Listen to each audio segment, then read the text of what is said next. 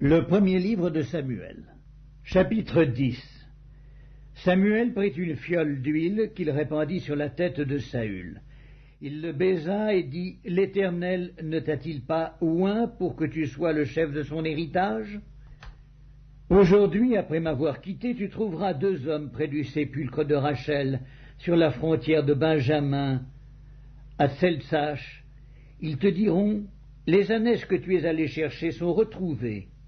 Et voici ton père, ne pense plus aux ânesses, mais il est en peine de vous, et dit, « Que dois-je faire au sujet de mon fils ?» De là, tu iras plus loin, et tu arriveras aux chênes de Tabor, où tu seras rencontré par 3 hommes montant vers Dieu à Béthel, et portant l'un 3 chevreaux, l'autre 3 gâteaux de pain, et l'autre une outre de vin. Ils te demanderont comment tu te portes, et ils te donneront 2 pains que tu recevras de leurs mains. Après cela, tu arriveras à Gibéa Elohim, où se trouve une garnison de Philistins. En entrant dans la ville, tu rencontreras une troupe de prophètes descendant du haut lieu, précédés du luth, du tambourin, de la flûte et de la harpe, et prophétisant eux-mêmes. L'Esprit de l'Éternel te saisira, tu prophétiseras avec eux, et tu seras changé en un autre homme. Lorsque ces signes auront eu pour toi leur accomplissement, fais ce que tu trouveras à faire, car Dieu est avec toi. Puis tu descendras avant moi à Gilgal, et voici, je descendrai vers toi pour offrir des holocaustes et des sacrifices d'action de grâce. Tu attendras 7 jours, jusqu'à ce que j'arrive auprès de toi, et que je te dise ce que tu dois faire. » Dès que Saül eut tourné le dos pour se séparer de Samuel, Dieu lui donna un autre cœur, et tous ces signes s'accomplirent le même jour. Lorsqu'ils arrivèrent à Gibéa, voici, une troupe de prophètes vint à sa rencontre. L'Esprit de Dieu le saisit, et il prophétisa au milieu d'eux. Tous ceux qui l'avaient connu auparavant virent qu'il prophétisait avec les prophètes, et l'on se disait l'un à l'autre dans le peuple, « Qu'est-il arrivé au fils de Kis? Saül est-il aussi parmi les prophètes ?» Quelqu'un de Gibéa répondit, « Et qui est leur père ?» De là le proverbe, « Saül est-il aussi parmi les prophètes ?» Lorsqu'il eut fini de prophétiser, il se rendit au haut lieu.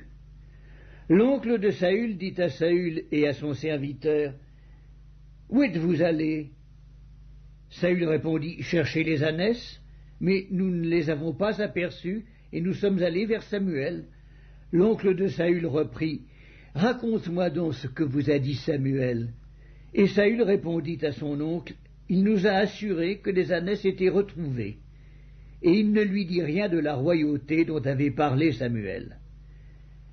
Samuel convoqua le peuple devant l'Éternel à Mitzpa, et il dit aux enfants d'Israël, « Ainsi parle l'Éternel, le Dieu d'Israël.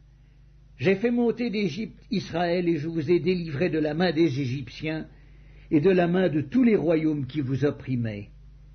Et aujourd'hui, vous rejetez votre Dieu, qui vous a délivré de tous vos maux et de toutes vos souffrances, et vous lui dites, « Établis un roi sur nous.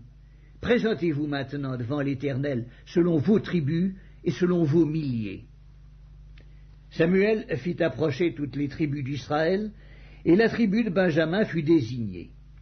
Il fit approcher la tribu de Benjamin par famille, et la famille de Matri fut désignée. Puis Saül, fils de Kis, fut désigné. On le chercha, mais on ne le trouva point. On consulta de nouveau l'Éternel. « Y a-t-il encore un homme qui soit venu ici ?» Et l'Éternel dit, « Voici, il est caché vers les bagages. » On courut le tirer de là, il se présenta au milieu du peuple. Ils dépassaient tous de la tête. Samuel dit à tout le peuple, « Voyez-vous celui que l'Éternel a choisi? Il n'y a personne dans tout le peuple qui soit semblable à lui. » Et tout le peuple poussa les cris de « Vive le roi !» Samuel fit alors connaître au peuple le droit de la royauté, et il l'écrivit dans un livre qu'il déposa devant l'Éternel. Puis il renvoya tout le peuple, chacun chez soi. Saül aussi s'en alla dans sa maison à Gibéa.